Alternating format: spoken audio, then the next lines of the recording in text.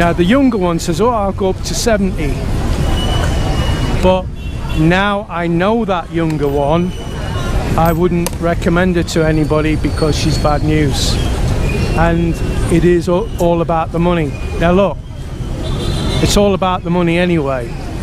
These girls want a secure financial future, and that's why they go with a foreigner. And anybody that says different, well, that's your opinion, but I know different because I've spoke to lots. I've had loads of messages from foreigners that's had a bad deal. I've had a lot of good ones though. I've had a lot of good stories, but the bad outweighs the good.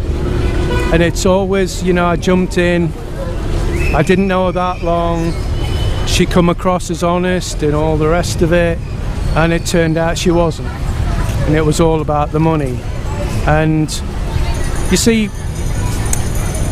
you know, when you have a relationship in the West, I think we're more or less the same ages, aren't we, when we have a relationship? I don't know about anywhere else, but in the UK, for example, if there's any more than a 10-year gap between the man and the woman, it's frowned upon. It's not, you know, it's not the done thing. You don't do that. So it's different over here, and that's why guys come, because, like, I mean, what's the gap between me and Mel? 30 something years. Now I don't have any problems. Getting back on this woman thing, if you're 70, the chances are, and especially if you've got medical issues, you're going to have to look at somebody in the 50s. Like, for argument's sake, Agnes. Now, Agnes wants a foreigner to look after. She's a beautiful woman, you know, very kind, very gentle, and she's been looking for somebody for a while. But even Agnes says, well, I've got to be attracted to them. The other girl that I mentioned, the younger one, says, oh, it doesn't matter what he looks like, how big he is, how old he is, what medical issues he's got. I mean, you can tell by that, guys, what the score's going to be. You're going to have deep pockets, right? And it's not worth it. It's not worth coming to the other side of the world. You might as well just get a carer back in your own country, you know. And while we're on the subject of carers, I've been asked by somebody, what about carers over here? Well, if you go to any of the local hospitals, the staff normally knows or has numbers of women that care for terminally ill and, you know, people that are in wheelchairs or struggle getting about, and they can help with injections and stuff like that because they're qualified. Now, if you're looking for somebody like that, that's going to cost you about 100 pesos an hour.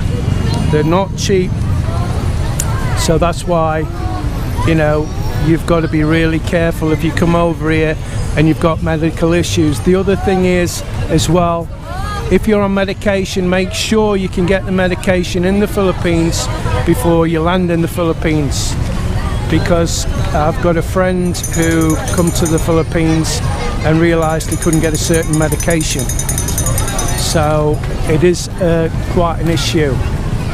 So the moral of this story is, if you're going to come over to the Philippines, come over and not have too much wrong with you, you know, be reasonably fit. And don't forget, the heat, and especially in the summer, is absolutely unbearable some days, you know. And if you're a big guy and medical issues, it's not going to go well, is it? So that's just my 10 penny, and this is Plaza, and this is Naga, and I love Naga.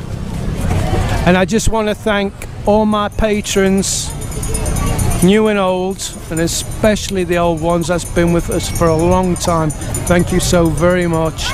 And a big shout out to RB, Rob B, you know who you are. I know you don't want me mentioning your full name.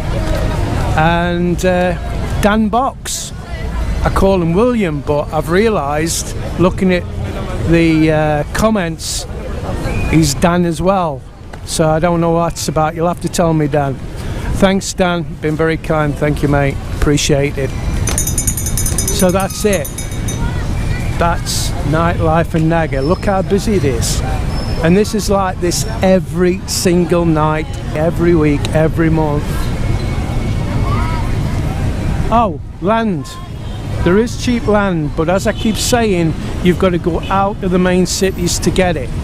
You can't get cheap land anywhere near Naga. You just can't.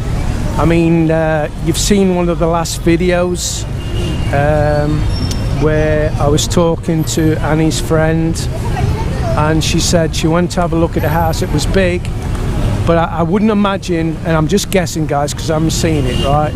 I'm just imagining there won't be a lot of land around it, and they're wanting 9 million. Now, in the Philippines, if you buy land and then buy property, then try and sell it, you're not gonna sell it very easily. It's very hard to sell second-hand property in the Philippines, and if you want a quick sale, you're gonna get absolutely hammered on the price, because you're gonna have to let it go for next to nothing, trust me. So that's it, guys. I hope you've enjoyed this video, and we'll see you on the next one. Don't forget to subscribe, bang that like button or dislike, it doesn't matter to me. And please share our videos with other people, very important. Tell your friends about Brit in the Philippines, especially if you are Filipino. And if you ever see me around Naga, do say hello. I don't bite, only if you ask me. So see you again, guys, bye.